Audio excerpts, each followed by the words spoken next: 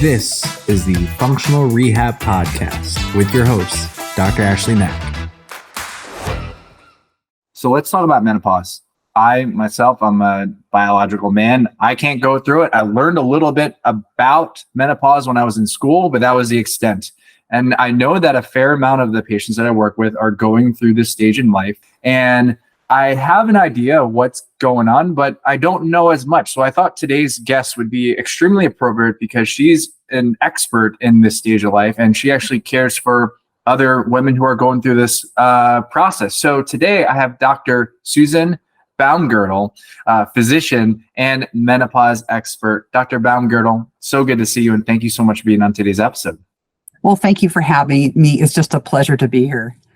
And I'm really excited because this is something, and the purpose of this podcast is to actually broaden my knowledge from a selfish standpoint, but also provide it in a, what I like to say, patient, non-clinician way to have people understand different aspects of their health, especially when it comes to things that happen as we age. So before we go into that, can you tell us a little bit more about yourself, your journey, and what do you do? Yeah, sure. So actually, I'm from Seattle and on Washington. I grew up in Ontario, Canada, came back to Seattle for college and beyond. So for the most part, I've been in the Pacific Northwest, which is a beautiful place to hike and all the waters and mountains, etc. So it's my home. My degree in undergraduate degree was actually architecture and urban planning, which is very different. So after that, I went off to med school and beyond. I stayed at University of Washington in Seattle and got my residency in internal medicine. So hung up my shingle afterwards. And actually, I've been a physician now for 30 years. Yikes, can't believe it.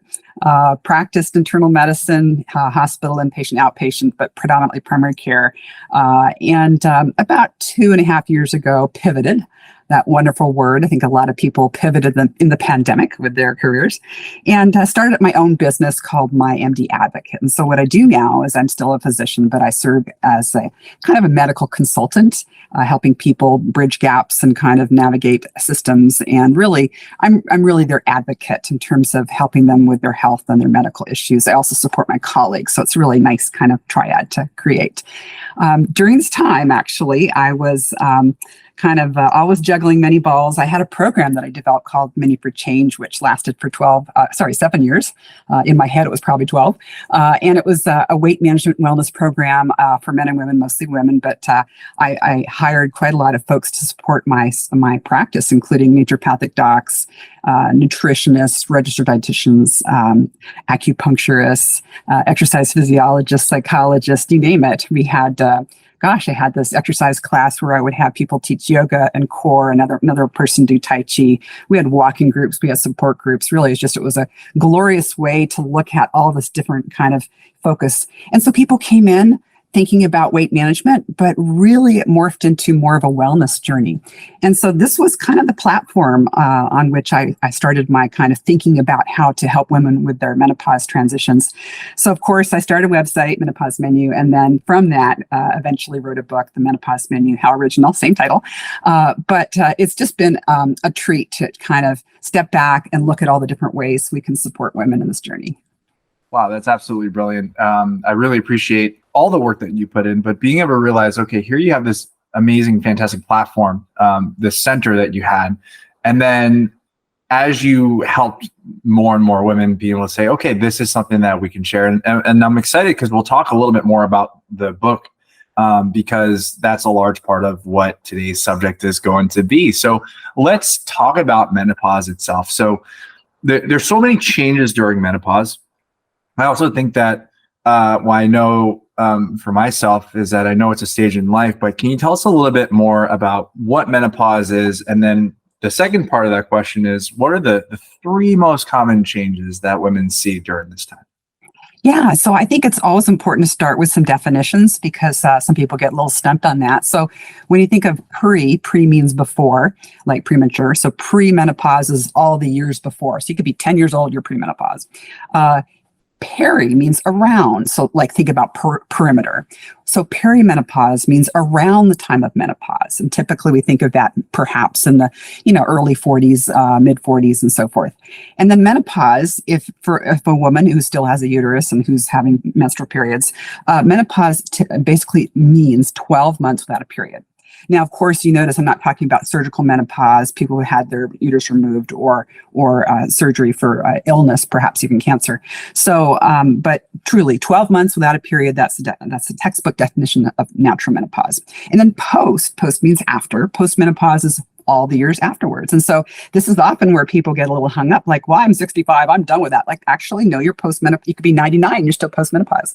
And so I say that because there are a lot of things we think about on that journey that once you're in postmenopause that are a result of having you gone through menopause. And so it's important to know that. Any woman listening is going to absolutely know that, probably the top three, I would say, would be the vasomotor symptoms. So we think about hot flashes and night sweats, very much so. And then, of course, sleep disruption. And with that goes fatigue. Yeah. And then weight gain. Oh, my gosh. If I had a dime, every time I heard someone who said, hey, look, I eat better than I ever have been, and I'm exercising, and where the heck is that 10 pounds? And it's right in the middle. And so, of course, with weight gain comes body image and all that too. So I think those are very at the top. And I might include also, mental health changes, which is so key. Definitely brain fog is kind of in that top tier as well, being a very frequent complaint that women have. For sure. So we have hot flashes. We also have the sleep disturbances, the weight gain, and then the mental changes as well. Would it be safe to assume that each one of those, say, symptoms are a side effect of a specific chemical process that either happens or stops happening in the body? I would say the vast majority of these, the direct impact on what's going on is the loss of estrogen, or the fact that you have an estrogen level that's kind of maybe up here, and then it kind of goes down to a very low level when you're in postmenopause. And so the body is missing estrogen terribly.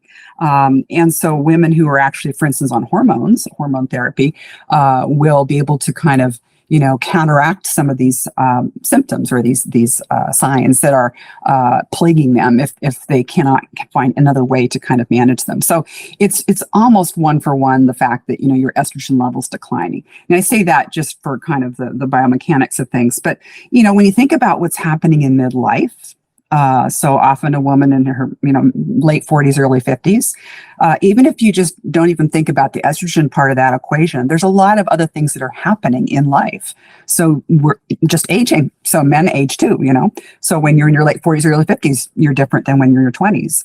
Maybe life circumstance. So it could be that if you do have kids, maybe they've flown the coop and you're empty nesters, or maybe it's, you're dealing with aging or ill relatives, perhaps parents, or maybe a spouse, or maybe your own illnesses, maybe chronic illnesses are kind of rearing your head. So there's a lot of things that can be very demanding. And I think that just puts another layer on why some of these symptoms can be sometimes hard to manage.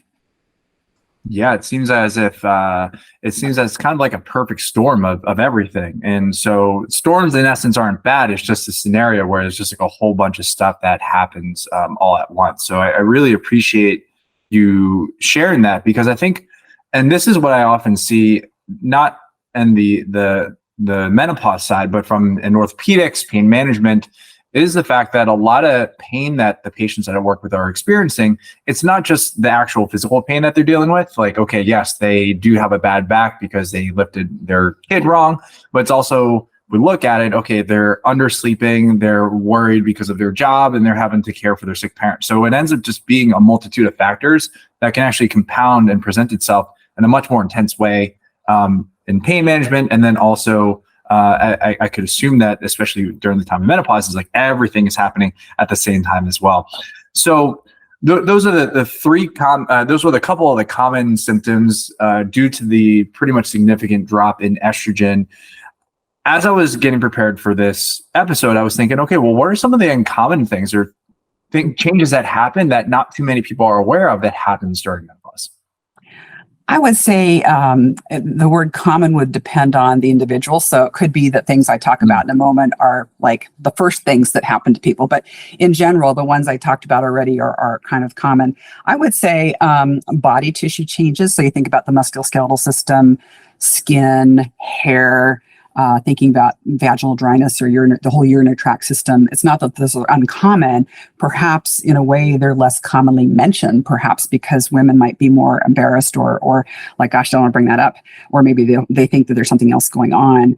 I also think perhaps there's less acknowledgement of chronic illness. So when people already have or have risk factors, perhaps for things like diabetes or heart disease and other chronic diseases, those can kind of really rise to the surface in some ways for all the reasons that we just talked about.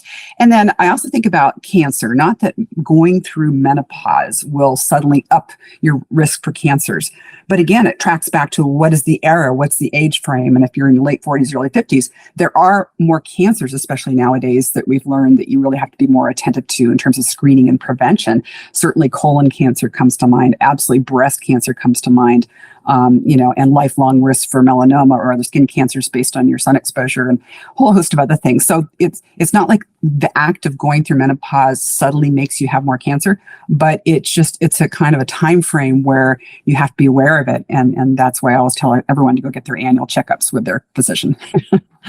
Absolutely. And I 100% agree. And I really appreciate you bringing up this principle or concept of awareness. When I have interactions with some of my clients, particularly like, because I'm a man, some of the females that I work with or work with as clients, I'll actually have to ask them some of these questions, or they'll tell me, they're like, oh, this may be too much, maybe TMI. And I tell them it's not TMI. It actually helps me do my job better. And so I think that hopefully I noticed that there's a little bit of a shift into a little bit more awareness, a little bit more sharing. But I think it's also just from an overall system standpoint where patients might not necessarily feel the safest when it comes to sharing that.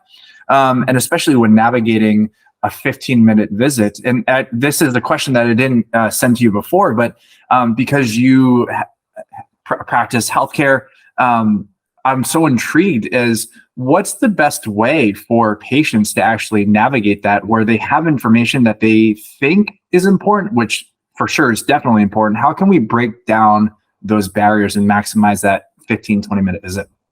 Yeah, I think it's a two-way street.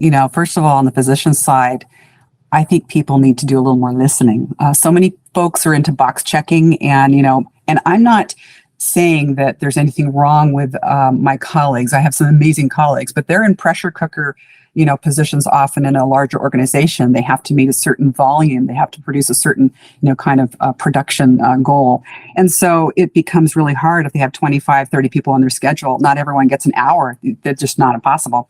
It's impossible. So unfortunately, that needs to happen more, especially around menopause. Imagine if you're a woman and you're going in for a quickie blood pressure check because you're on a blood pressure medicine. You have 10 minutes, 5 of the minutes in the room is the medical assistant checking your blood pressure and going over your meds. The doctor's zipping in and out. And you're thinking like, oh my gosh, I have some vaginal dryness, or this is really embarrassing. You're not going to bring it up. Of course not. So I would say a good opportunity for education is to, if you haven't had it already, do your annual exam, because I think an annual exam usually on a physician's schedule offers a little more time and there's a little bit more preparation. I also say come prepared. Don't bring 12 links that they have to go online and look at. Bring one page, a simple page, not double-sided, one page with your bullet points, not a whole dissertation, but just bullet points of things you want to go over. Because if they know ahead of time before they walk in the room, they can say, ooh, her mother just died. Whoa, I'm probably going to talk about that first. That sounds horrible. Or let's say they have 12 things that to you maybe don't even matter. Like my hair is thinning, and here you really went in because, they have chest pain. Well, chest pain takes precedence, but you know what? Knowing that they have other questions is really helpful. So it helps to put those down on paper. And then frankly, if there's not enough time, you can say, hey, do you mind if I schedule follow-up? Or if they don't mind, do you mind if I send you a message? Now that's a double-edged sword, because we all know the portal messages kind of are why a lot of docs are burning out, because they don't have the time and energy and they don't get paid for it. But again, asking permission, ask, hey, how can I help you help me navigate this? It should be a team. 100% agree. I mean, we clinicians can't do our job if we don't get the necessary information, right? And so we all kind of have our own process. And the challenge is that, if we have productivity quotas, and really just do not have the time. I really appreciate those action steps to be able to say, this is how you can maximize the few minutes that you have with your clinician. And I often tell my patients, like, when I'm here for you. And I think it is important for people to know. So thank you so much for sharing that. I think it's a very important thing. So let's go back to menopause, and it's the menopause menu, right? And one of the ways that I was so intrigued was the fact that I'm going to use adhesive capsulitis, for example, frozen shoulder. It is a condition that actually happens more often in women during the stage of menopause. And so the theory behind it, or the research that was shown, there was a lot of tissue changes, a lot of inflammation that is going on. And as we were getting prepared for this episode, you were telling me that you actually have a whole chapter about musculoskeletal changes in your book. So can you give us a little bit more about it? A little preview into that chapter. Yeah, maybe I'll just back up and talk about the structure of the book, which is helpful first. So there are 16 chapters, and they're very loosely based on the information subpages on my website. There's 16 subpages, so there you go. And one is on musculoskeletal. Each individual chapter is kind of arranged in a very artistic way, and so there's basically an introduction. There's the amuse-bouche. This is like, think about a fine restaurant. The amuse-bouche kind of gets you excited. Their quotes and patient vignettes, and maybe even like a haiku or a poem. And then there's the what I call the menabits, which is the appetizer, little bullet points. Let's say you only have 2 minutes, you don't have time to read anything, you can read that one page. Then there's the entree, which is all the information, and that's just the information I thought was very helpful to present about musculoskeletal issues. And then there's the palate cleanser, which is a recipe. So you get 16 recipes in this book. And actually the recipe for that chapter is Pacific Northwest melon salad. And then the final is really is the dessert section. Of course, isn't dessert the best? And the dessert section is always like a wild card. So in some chapters you get me talking about like what are the 5 top tips of something or other. Other chapters you get to Menopause Menu bingo, and other chapters you get like a blooper reel. So it's very experiential. But getting back to the topic, in terms of what I felt was important to convey, I thought first and foremost, the biggie would be to talk about osteoporosis. And osteoporosis, which is diminished bone mineral density, especially in the first 5 years of early menopause, or not early menopause, but menopause, the first 5 years of postmenopause, is important to think about in terms of screening, because many women will not have had a screening test. We talk about the word DEXA, which is bone mineral density screening tool. And so asking your physician, hey, could I get screened, or if you have other risks for it? And then also just thinking about prevention, like what you can do to prevent the loss of bone mineral density. Because unfortunately, nothing we can control about it, when your estrogen levels go down, estrogen is actually promoting osteoclast activity, and osteoclasts are those bone building kind of mechanisms, those cells that build up bone. And so when you're not able to build up new bone, or perhaps repair bone, you're in a hot, awkward position. And so it doesn't mean everyone is destined to have osteoporosis or osteopenia, which is early osteoporosis, but it just means that we need to be aware of it. Because why do we care? We worry about fracture. And as one ages, certainly in 60s, 70s, 80s, and beyond, the risk for fracture goes up. And that is a huge, huge loss for many people, especially women, in terms of not being able to, partake in their lifestyle and even their activities of daily living. So if we can do things to help prevent fracture, that's a biggie. So I focus a lot on osteoporosis. I also introduce the topic of arthritis. Now, I'm careful because there are many different types of arthritis. And I think that the main one really is the one of aging, so osteoarthritis. And that can sometimes be unchanged or sometimes be a little more accelerated. It's just kind of an awareness topic, like, hey, as we are aging into and beyond menopause, we have to think about our bones and joints in different ways. You brought up the adhesive capsulitis, frozen shoulder, and I know so many women who's like, oh, what is going on? Did I sleep funny? And what did I do? And then 2 years later, they're still having trouble with it, So these things about, strains or sprains or overuse or kind of aches and pains can start to get real niggly and frustrating. And part of that could be, again, all the things that are happening in midlife with estrogen declining, and perhaps maybe we aren't so great at our nutrition, and perhaps maybe we aren't so great at exercise and movement. But also I think about diminished lean muscle mass, because that can also contribute to how our bones and joints are moving. And that's an important topic to be thinking about in this context.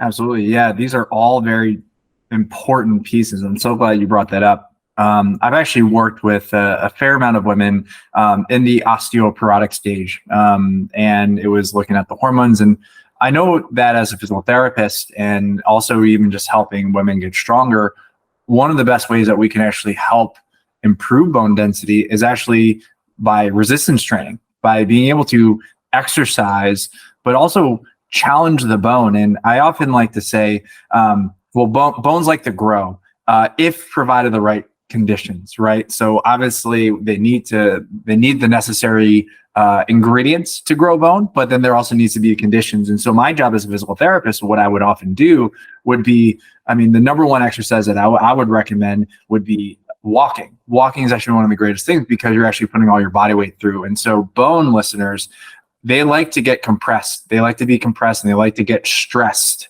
out as well, because the more stressed that they are, the stronger they become. And then once balance improves and everything, we then start adding some resistance and doing things correctly. I think that's another important part too.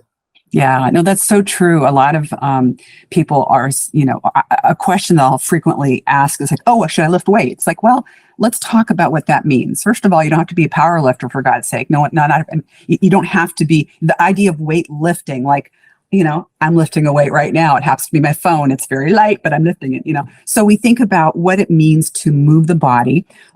It could be 3-pound hand weights. Now, to the average person, 3 pounds, that sounds like nothing. But guess what? If you're doing 20, 30, 40 reps, that's a lot. You don't have to be, oofing it. And so I think, the repetition of it over time. So, it's kind of changing the vernacular, what it means to be lifting a weight or moving, gravity, of course, like you said, walking, swimming is great, but swimming is not against gravity. There's a buoyancy effect, and it's good for your body in many other ways, but we're talking good old fashioned, work against gravity and, keep it simple. I think also, when I think about this, I think about, core stability and this whole thing about fall prevention. Obviously, you don't have to be working out at a gym. You have to be aware, though, of what's going on with your core. Hence, thinking about the pelvic floor. And many women in their kind of peri, postmenopausal phase are having terrible troubles sometimes with urinary issues or leak or urge incontinence type stuff. And oh boy, if we can focus on core and pelvic floor, huge gains. And so that's just kind of it's all together. And I think, like you said, in terms of resistance training, if we can improve flexibility, we can increase strength, we can reduce stiffness and minimize falls. It's all one big, nice package, isn't it? Absolutely. And I'm so glad that you brought up pelvic floor, core. I think it was probably over the past 4 to 5 years where pelvic floor health has actually started to become a little bit more mainstream. I remember learning about it back in school in 2012, and I've been a huge believer. And it's always, and I often say, when it comes to pelvic floor health, when you find a pelvic floor physical therapist, it's just like a pediatric therapist. They're very few and far between, but when you find them, they happen to be fantastic at their job. Us orthopedic physical therapists, we're kind of like a dime a dozen, and you kind of find. No, I'm kidding. This is all the love to us ortho physical therapists. But really, if you find a great pelvic floor physical therapist, like, keep them. Like, they are fantastic at what they do. And what I find to be really interesting, especially this day and age where the women who are in menopause and even the postmenopausal stages, I think it was interesting because I think it might have been from a cultural standpoint where women particularly were told to suck in their stomachs. And when you had to suck in your stomach, that's the exact opposite of what you need to be doing when it comes to building up core strength. And I know throughout my pre and postpartum, and even just pelvic floor studies, when you suck in, you actually take a lot of that pressure and you place it down on the pelvic floor. And so it is important for you to be able to understand, listeners, that being able to control your core is actually going to result in a lot of really good benefits of what Dr. Baumgaertel was describing. So I'm so glad you brought that up, and thank you. And so, talking about bone density and how bones love getting stressed, one of the things I've noticed, because the fact that bones enjoy being stressed, they grow when you add pressure. One of the observations I've noticed, especially in people who have low back pain, is oftentimes when there is excessive motion, you can actually have some of those bony growths and arthritic developments. And movement is good.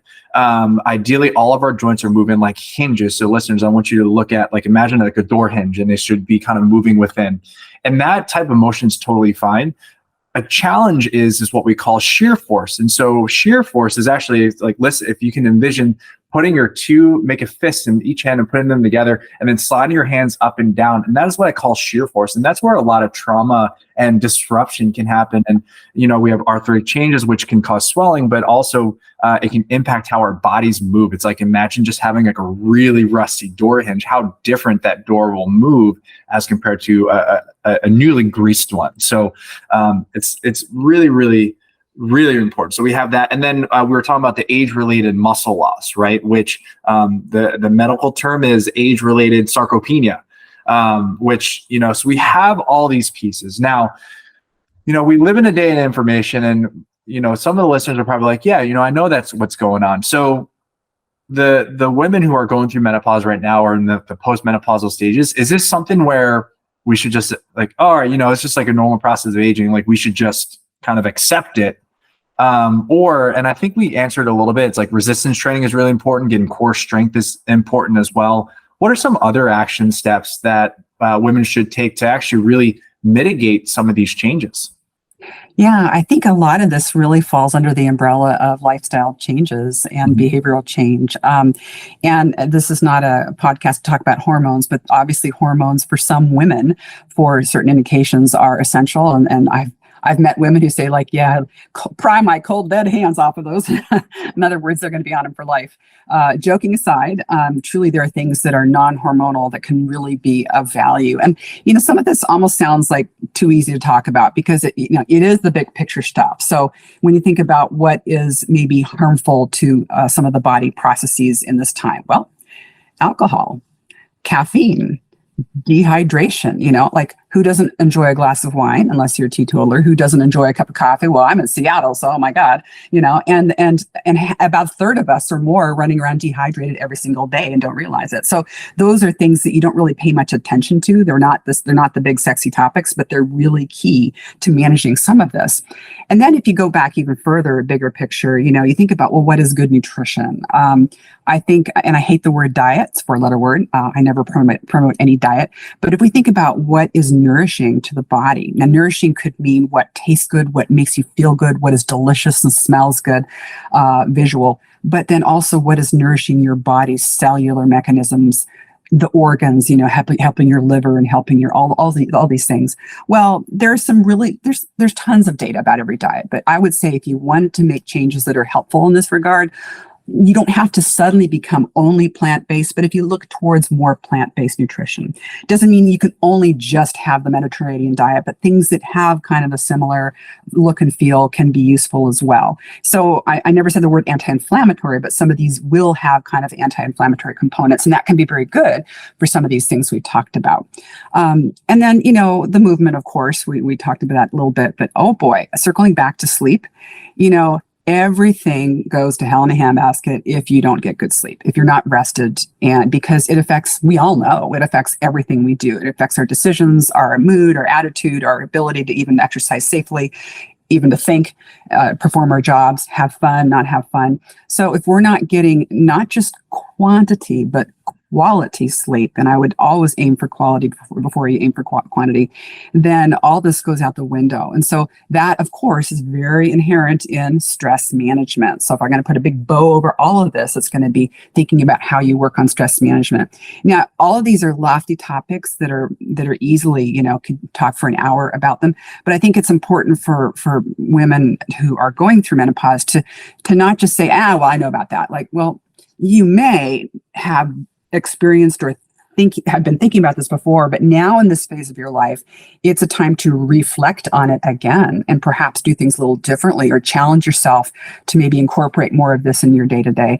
And you know what? I didn't pause in the last few minutes I'm talking, but pause, menopause, pause, really allow yourself to just be. Allow yourself to be in your day. Allow yourself to just kind of catch up with things. And I think that could really start to change your perspective. I love that.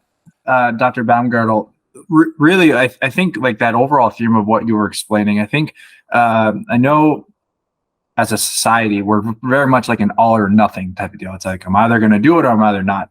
In a way, what I was getting from the past couple of minutes was giving these women an allowance. You're allowed to take care of yourself, and you're allowed to do this because you're absolutely right. During this stage in life, you have kids that are getting older, you have parents that are getting older. You're really caught in the middle of everything. And this is actually something I notice with the patients that I work with, especially when it comes to pain management. I say, allow yourself to rest, allow yourself that extra 10 to 15 minutes. And so it allows us to provide a little bit of grace and a little bit of leeway to really acclimate and adjust to all the changes that are happening. And I say we as in me as just an observer, you ladies going through menopause. One big question, I think a large part is like everyone knows that they need to eat well. They know like a lot of really good like vegetables. Like living out here in California, Marin County, we have one of the largest farmers markets in Northern California. So lucky. But I think one of the big challenges that people have or the women have is sleep. It's like, yes, I know I need to have really good quality of sleep. So what are some of the action steps for good quality sleep that you recommend? So I would break this up into a couple of thoughts. One is there is something called sleep hygiene. A lot of people know about, and that's really not what I'm talking about. So sleep hygiene is like have your bedroom cool, have it quiet, have it dark. Don't balance your checkbook in your bedroom.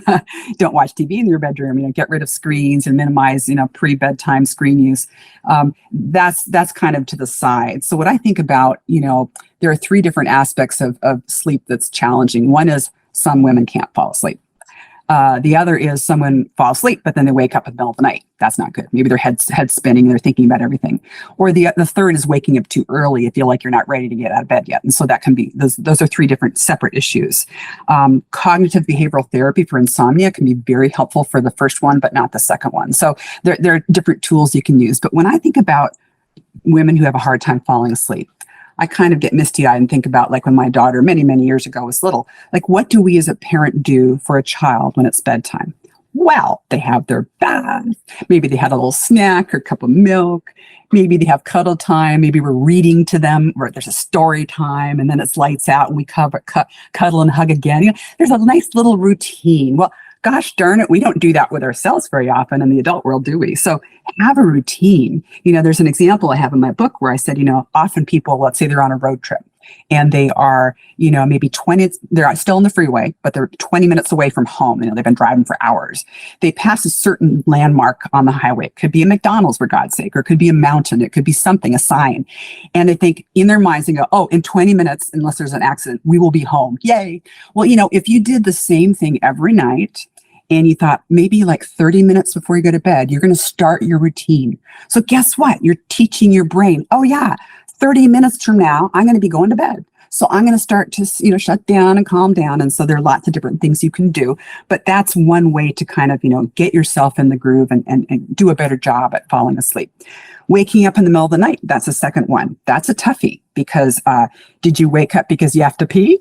Or do you have to pee and that's what woke you up? And now you're awake. Who knows? There could be a lot of things. So if you wake up and you have to pee, go pee, keep the lights low. Don't want you to fall. So if you're not sure about things, don't have your vacuum cleaner on the floor, you're going to trip over, but try to kind of, be like a semi-zombie, don't turn all the lights on and don't have a conversation with anyone and don't read stuff and God forbid, don't look at your phone, And so if that's not the issue, you're just awake and you're ruminating, there are ways to do self-meditation. There are ways to kind of soothe yourself. And sometimes it just comes down to, oh my gosh, you remembered something that is super important and now it's driving you nuts. Well, that's what you have, a little piece of paper on the bedside table with a pen or a notepad, and you write that down so you can now dismiss it from your brain because it's going to be there. You won't forget it. You'll wake up and it'll be there. So lots of tips and tricks to kind of navigate that.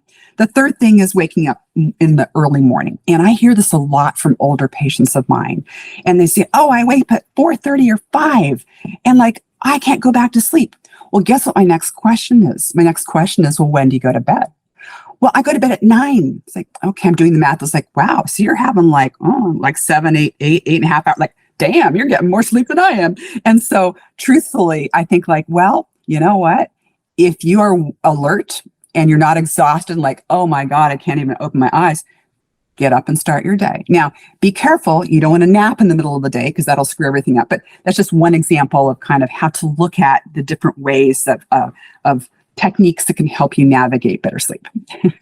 Wow. And I'm so glad you broke it down into those different pieces, because oftentimes we were like, how am I going to figure out, like, how can I improve my sleep? And then it's like, you're going to get 3 different phases of the night. And so it ends up becoming extremely confusing. And that's why this like podcast like this exists, to help really be able to provide a little bit more clarity. But also, this is something that I'm extremely appreciative of the work that you do, because of the fact that when you're working with a clinician who does have time to ask the right questions. I think it's important then, and I discuss it with a lot of the patients that I work with. It is important for whoever you're having a relationship and they're helping you, that they're asking the necessary questions to get the information in order for them to do their job.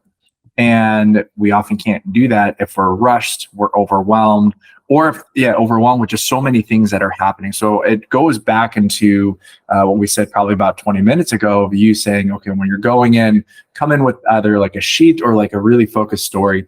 And the good news is the fact that there's professionals like you who can actually help guide through. And there's a whole bunch of other stuff I want to talk about, but it's good to hear that. I'm so glad that you're bringing up those questions and bringing up those scenarios versus just like a blanket statement of like, okay, stop looking at your phone at night and blah, blah, blah. All of those really great things, but asking, well, if it happens at this point, if it happens at this point, it happens at this point. And I really love that. Let's talk about you a little bit more in regards to, I want to talk about the advocate, with the way that you're an advocate, and then we'll talk a little bit more about your book and how people can get in touch with you and learn more about the work that you do. So yeah, go ahead. Yeah. So my business is called My MD Advocate, and it's a service that's for patients who live in Washington State. So I'm sorry if you're listening from California, but what it really does is it helps people navigate systems. So I'm still a physician. I don't prescribe. I don't prescribe medicines or do referrals, but I can help people kind of fill that gap. And what I mean by that is often they have perhaps a new diagnosis, or they have an injury or an illness, and maybe they can't get in because my colleagues are, too darn busy, and they're short-staffed, and everyone's just, crazy busy. And so the patient's nervous, the patient's worried. They're thinking like, gosh, my appointment's 6 weeks out. What am I going to do? Like, I don't know what to do. And so I can kind of talk them off the ledge. Maybe it's something as simple as they've had a CAT scan and they've seen something that looks terrible. And I can go line by line and either reassure them, like, actually, this is okay, and here's why.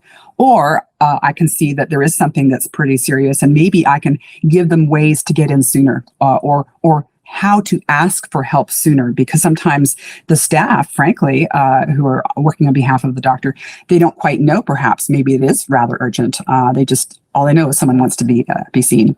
So that's just one example. There are many, many others. I do help people with caregiving issues, spouse or children or elderly people navigate cancer support, cancer diagnoses, folks who are frustrated by weight gain, people who are, of course, going through menopause, folks who have a new diagnosis that maybe is not urgent or emergent, but they're just wanting to really do their homework and be educated and know what their options are. And I think, that's where I can really just kind of do a lot of hand-holding and baton passing. Another example would be maybe someone has already seen a specialist and they've been told, hey, yeah, start Crestor. Like, whoa, wait a minute. I don't want to be on this medicine. And I can sit down, and I have the luxury of time and action. I have access to all the notes because I'm active staff at a large medical system here. And I can actually back up that cardiologist.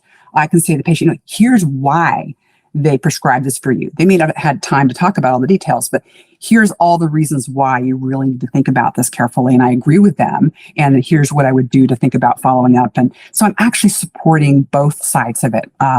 And there's obviously going to be interesting or awkward situations where maybe a patient is disgruntled or not happy with what's going on.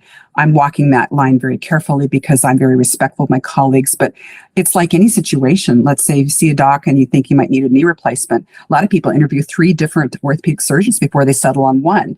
I think most of them actually are fine with that because they know when they pick you, they've done their homework and they really want you. And so it's not offensive if someone's getting, care in a couple different places. They're trying to be their own best advocate. And I think that's what I'm always trying to promote. So that's my business. Didn't know if you had any thoughts along those lines. I'm just going to say major snaps from a positive standpoint. I love that. I wish, well, one, I'm glad that you're doing that. And I'm excited for the continued growth. This is definitely something that people really need because trying to navigate healthcare is extremely hard. I'm a healthcare practitioner myself. Even just me trying to navigate the system on my own, who already works in the system, is already pretty difficult. And it's my job, right? And so I can't even imagine what it's like for someone who doesn't have any sort of ties. And I'm so thankful for you to be able to have that service, to be able to really help these patients navigate. Because also, I even just look at it from an outcome standpoint. When patients feel heard, feel supported, but also have an understanding of what's happening, the outcomes are a lot better because we're having patient buy-in, and that allows everyone to make sure that the plan is being followed on board. And this is just a quick aside about just like the concept of say like value-based care. And I remember like in the discussion of value-based care, they were talking about like, well, medication adherence. It's like, well, medication adherence can be due to a multitude of factors. And but anyway, it makes me think like if we are able to ensure that the patients and the doctors, like everyone is on board, then we're going to be able to move forward together versus just trying to, put a tire from this store and another tire from this store and then putting a steering wheel from this other car. Being able to have it run like a smooth vehicle, I really appreciate what you do. So thank you. That's a good analogy. Now I'm thinking Ferrari. Exactly. I love analogies, and I like to think that we're pretty much cars. Or recently I talked about each of us we're boats sailing through the ocean of life, and storms and everything will happen. It's just a normal part of nature, but it is important for us to ensure that we have a support crew and that we can't do this alone. And I'm very thankful for you for being able to provide that. So listeners, if you did not get a chance to write that down, I'm going to put the link to her site into the show notes. And then tell us about a little bit more. Well, we talked about your book, but tell us a little bit more and how can we access it? Yeah, so I'm a self-publisher. My book is called The Menopause Menu. And actually, the full title is this: The Menopause Menu, From Hot Flashes to Delicious Dishes, a symptom-driven, nourishing guide to mastering menopause. Woohoo! So it's really an experiential book. So it's actually worth getting the soft cover and not the ebook. Think of it like a coffee table book where you can open it up and look at a beautiful picture and read it for 2 minutes and get some really tidbit of knowledge. So it's not from cover to cover, although you will probably want to read it to cover to cover. So that being said, the ebook is also now available. So you can get this book on Amazon, soft cover. Ebook just came out. It's also just coming out on the Barnes & Noble platform, and probably by next week, the Apple Book platform as well, too. Because I'm my own self-publisher, I don't have a national distributor. We'll see how the world works this next year in terms of my connections. But if you're in the Seattle area, there are a number of local bookstores that have it. But my distribution is a work in progress. I do have a website called Menopause Menu, and on there's a tab called Book, so you can click on that and you can read a bunch of stuff about the book, which is really fun. And there's the links to get it as well. So that's just a nice interactive site. It has 3 blogs. One is just kind of a written blog. I have video clips, and oh my God, can you believe I have a YouTube channel? Oh, how did that happen? And I have recipes as well. So it's a nice, robust site. Fantastic. Listeners, I'm going to go ahead and put that information onto the show notes. Dr. Baumgaertel, this has been so exciting, such an eye-opening experience. I learned so much, and I'm quite sure that the listeners have. Thank you so much for your time. And yeah, listeners, take a look at our website and take a look at the books, and let's spread the word. You don't have to deal with any of these issues by yourself. Thank you again. Thank you for having me. I really appreciate it.